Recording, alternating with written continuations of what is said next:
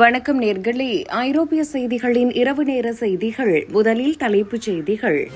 முறையான விசா இருந்தும் அமெரிக்காவில் நுழைய தடை. பிரிட்டிஷ் மாணவர் 23 மணி நேரம் சிறை வைப்பு. பிரிட்டன் மீது ரஷ்யாவின் ஆத்திரம். நாச வேலைகளை தீவிரப்படுத்த புட்டின் திட்டம். ஜப்பானை குறிவைக்கும் ரஷ்யாவின் ராணுவ திட்டங்கள். கசிந்த ஆவணங்களால் பரபரப்பு. போலந்தில் பிரம்மாண்ட கன்னிமேரி சிலை திறப்பு. ரஷ்யாவின் மிரட்டலுக்கு பிரிட்டன் கடும் எச்சரிக்கை. பதற்றத்தை தணிக்க பேச்சுவார்த்தைக்கு அழைப்பு. ஜெர்மனியின் ராணுவ பலம் 13 ஆண்டுகளில் இல்லாத உச்சம். புதிய மைல்கல். சுவிட்சர்லாந்தின் அழகிய கிராமம் நிலச்சரிவு அபாயத்தில். மக்கள் வெளியேற்றம். இனி விரிவான செய்திகள். முறையான மாணவர் விசா வைத்திருந்த பிரிட்டிஷ் முஸ்லிம் மாணவர் ஒருவர் அமெரிக்காவிற்குள் நுழைவதற்கு தடை விதிக்கப்பட்டு 23 மணி நேரம் தடுத்து வைக்கப்பட்டுள்ளார். விமான நிலைய அதிகாரிகளால் நீண்ட நேரம் காவலில் வைக்கப்பட்டு விசாரிக்கப்பட்ட அந்த மாணவர் எந்தவிதமான தெளிவான காரணமும் கூறப்படாமல் மீண்டும் பிரித்தானியாவுக்கு திருப்பி அனுப்பப்பட்டார். தன்வசம் அனைத்து சட்டப்பூர்வ ஆவணங்களும் இருந்த போதிலும் தான் மதத்தின் அடிப்படையில் பாகுபாட்டிற்கு ஆளானதாக அந்த மாணவர் குற்றம் சாட்டியுள்ளார். இந்த சம்பவம் பிரித்தானியாவில் வாழும் சிறுபான்மையினர் மற்றும் மாணவர்கள் மத்தியில் கடும் அதிர்ச்சியையும் கண்டனத்தையும் ஏற்படுத்தியுள்ளது.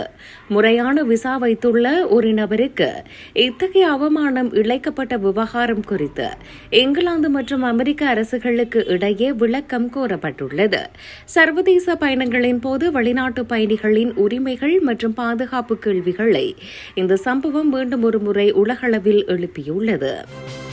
பிரிட்டன் மீது ரஷ்யாவின் ஆத்திரம். நாச வேலைகளை தீவிரப்படுத்த புட்டின் திட்டம். உக்ரைன் போரில் பிரிட்டனின் பங்களிப்பால் கடும் கோபத்தில் உள்ள அதிபர் புட்டின் அந்நாட்டுக்கு எதிராக தனது நாசவேலை திட்டங்களை மேலும் தீவிரப்படுத்த முடிவு செய்துள்ளதாக தகவல்கள் வெளியாகியுள்ளன. பிரிட்டனின் முக்கிய உள்கட்டமைப்பு மற்றும் பாதுகாப்பை இலக்கு வைத்து ரஷ்யா மறைமுக தாக்குதல்களை தொடங்கக்கூடும் என பாதுகாப்பு நிபுணர்கள் எச்சரித்துள்ளனர். இணையவழி தாக்குதல்கள் மற்றும் உளவு நடவடிக்கைகளை அதிகரித்து பிரிட்டனின் உள்நாட்டு அமைதியை சீர்குலைக்க ரஷ்யா முயற்சிப்பதாக தகவல்கள் தெரிவிக்கின்றன. இரு நாடுகளுக்கும் இடையிலான ராஜதந்திர உறவுகள் மிகவும் மோசமடைந்துள்ள நிலையில் இத்தகைய ஆத்திரமூட்டும் நடவடிக்கைகள் போர் அபாயத்தை மேலும் அதிகரிக்க வாய்ப்புள்ளது. ரஷ்யாவின் அச்சுறுத்தலை எதிர்கொள்ள தனது பாதுகாப்பு வளையத்தை பலப்படுத்தவும் நேட்டோ நாடுகளுடன் இணைந்து கூடுதல் கண்காணிப்பில் ஈடுபடவும் பிரிட்டன் அரசாங்கம் திட்டமிட்டுள்ளது. சர்வதேச அளவில் நிலவும் இந்த பதற்றமான சூழல் ஐரோப்பிய நாடுகள் முழுவதையும் ஒரு பாதுகாப்பு அச்சுறுத்தலுக்குள் தள்ளியுள்ளதாக பரவலாக பேசப்படுகிறது. ஜப்பானை குறிவைக்கும் ரஷ்யாவின் ராணுவ திட்டங்கள். கசிந்த ஆவணங்களால் பரபரப்பு.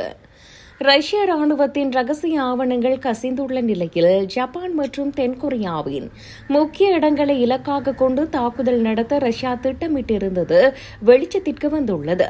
2008 முதல் 14 வரையிலான காலகட்டத்தில் தயாரிக்கப்பட்ட இந்த திட்டங்களில் அணுமின் நிலையங்கள், பாலங்கள் மற்றும் தொழிற்சாலைகள் போன்ற 160க்கும் மேற்பட்ட சிவில் உள்கட்டமைப்புகள் இலக்குகளாக குறிவைக்கப்பட்டுள்ளன. இந்த ஆவணங்கள் ரஷ்யாவின் கிழக்கு எல்லைப் பகுதியின் பாதுகாப்பு குறித்த அச்சத்தையும் நேட்டோ மற்றும் அமெரிக்க நட்பு நாடுகளின் கூட்டணியை எதிர்கொள்ள வேண்டிய கட்டாயத்தையும் வெளிப்படுத்துகின்றன. போர் சூழலில் ரஷ்ய படைகளின் நடமாட்டத்தை தடுக்கக்கூடிய இடங்களை முடக்குவதே இந்த தாக்குதல் திட்டங்களின் முக்கிய நோக்கமாக இருந்துள்ளது. ரஷ்யா உக்ரைன் போரில் கவனம் செலுத்தி வரும் நிலையில் ஆசிய பிராந்தியத்தில் ஏற்பட்டுள்ள இந்த வெளிப்பாடுகள் உலகளாவிய பாதுகாப்பு குறித்த கவலையை அதிகரித்துள்ளன. இந்த ஆவணங்கள் ரஷ்யா தனது ராணுவ அதிகாரிகளுக்கு போர் பயிற்சிக்காக வழங்கிய தரவுகளில் இடம்பெற்றிருந்தது. போலந்தில் பிரம்மாண்ட கன்னிமேரி சிலை திறப்பு. போலந்தின் சிறிய கிராமமான கோனோடோஃபியில் 55.6 மீட்டர் உயரமுள்ள கன்னிமேரியின் பிரம்மாண்டமான சிலை சமீபத்தில் முறைப்படி திறந்து வைக்கப்பட்டது.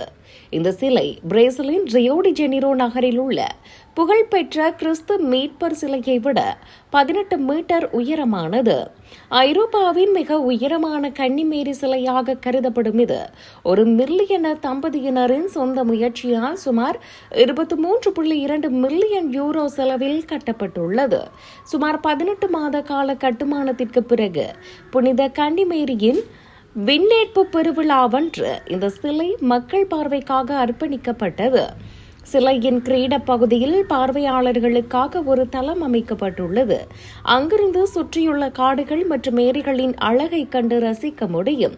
இந்த புதிய அடையாள சின்னம் எதிர்காலத்தில் அப்பகுதிக்கு அதிக சுற்றுலா பயணிகளையும் யாத்ரீகர்களையும் ஈர்க்கும் மையமாக இருக்கும் என எதிர்பார்க்கப்படுகிறது. ரஷ்யாவின் மிரட்டலுக்கு பிரிட்டன் கடும் எச்சரிக்கை, பதற்றத்தை தணிக்க பேச்சுவார்த்தைக்கு அழைப்பு. ரஷ்ய அதிபர் விளாடிமிர் புட்டினின் அச்சுறுத்தலுக்கு பதிலளிக்கும் விதமாக பிரிட்டன் தனது பாதுகாப்பு மற்றும் உளவு கண்காணிப்பை தீவிரப்படுத்தியுள்ளது. பிரிட்டனின் கடல் எல்லைகளில் ரஷ்யாவின் உளவு கப்பல்கள் மற்றும் நீர்மூழ்கி கப்பல்கள் நடமாட்டம் அதிகரித்துள்ள நிலையில் அந்நாட்டின் பாதுகாப்பு அமைச்சகம் இதற்கு கடும் கண்டனம் தெரிவித்துள்ளது. பிரிட்டனின் முக்கியமான நீருக்கடியில் உள்ள உள்கட்டமைப்புகளை ரஷ்யா உளவு பார்ப்பதாகவும் இதை தாங்கள் தீவிரமாக கண்காணித்து வருவதாகவும் பாதுகாப்புத்துறை எச்சரித்துள்ளது. இரு நாடுகளுக்கும் இடையே ராணுவ ரீதியான நேரடி தொடர்புகள் கடந்த 2022 ஆண்டு முதல் துண்டிக்கப்பட்டுள்ள நிலையில் தற்போதைய சூழல் உலகளாவிய பாதுகாப்பு குறித்த அச்சத்தை அதிகரித்துள்ளது. இதற்கிடையில் இந்த ராணுவ தொடர்புகளை மீண்டும் புதுப்பிக்க பிரிட்டன் ஆர்வம் காட்டுவதாக தகவல்கள் கசிந்துள்ளன. ஆனால் அதற்கு பிரிட்டனே முதல் படியை எடுக்க வேண்டும் என்று ரஷ்யா தெரிவித்துள்ளது. உக்ரைன் போர் மற்றும் மத்திய கிழக்கு நாடுகளின் பதற்றங்களுக்கு மத்தியில் ரஷ்யா இத்தகைய நடவடிக்கைகளில் ஈடுபடுவது தேவையற்ற மோதல்களுக்கு வழிவகுக்கும் என சர்வதேச ஆய்வாளர்கள் கவலை தெரிவித்துள்ளனர். ஜெர்மனியின் ராணுவ பலம் 13 ஆண்டுகளில் இல்லாத உச்சம், புதிய மைல்கல். ஜெர்மனியின் ஆயுதப்படைகள் கடந்த 13 ஆண்டுகளில் இல்லாத அளவிற்கு சுமார் 1,86,700 ராணுவ வீரர்களை கொண்டு வரலாற்று உச்சத்தை எட்டியுள்ளது. நடப்பு 2026 ஆண்டிற்கான இலக்கான 1,86,000 முதல் 1,90,000 வரையிலான வீரர்களை சேர்க்கும் திட்டத்தின்படி தற்போதைய வளர்ச்சி சரியான பாதையில் உள்ளதாக ஜெர்மன் பாதுகாப்பு அமைச்சகம் தெரிவித்துள்ளது. கடந்த ஓராண்டில் மட்டும் சுமார் 3,700 புதிய வீரர்கள் ராணுவத்தில் இணைந்துள்ளனர்.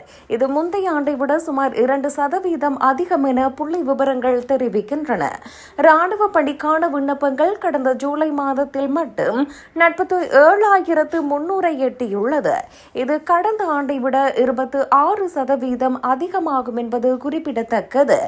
ரஷ்யாவின் அச்சுறுத்தல்கள் மற்றும் உலகளாவிய பாதுகாப்பு சவால்களை எதிர்கொள்ள ஐரோப்பாவின் வலிமையான ராணுவமாக திகழ வேண்டும் என்பது ஜெர்மன் சான்சலர் ஃபிரெடரிக் மெர்ஸின் நீண்டகால லட்சியமாகும். இதற்காக 2035 ஆண்டுக்குள் 2,60,000 முழுநேர வீரர்களையும் 2,00,000 கையிருப்பு வீரர்களையும் கொண்டிருக்க வேண்டும் என ஜெர்மனி இலக்கு நிர்ணயித்துள்ளது.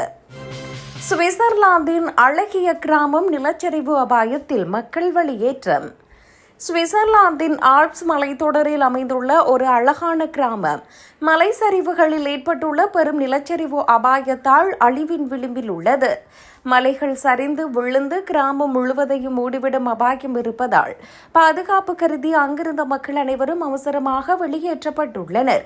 காலநிலை மாற்றத்தினால் மலைகளில் உள்ள பனிப்பாறைகள் உருகி மண் மற்றும் பாறைகளின் உறுதித்தன்மை குறைந்துள்ளதே இந்த நிலச்சரிவுக்கு முக்கிய காரணமாக கருதப்படுகிறது. கிராமத்தின் மீது கற்களும் குப்பைகளும் விழுந்துவிடக்கூடும் என்ற அச்சத்தில் அப்பகுதி முழுவதும் தற்போது ராணுவ மற்றும் மீட்பு படையினரின் கண்காணிப்பில் கொண்டு வரப்பட்டுள்ளது.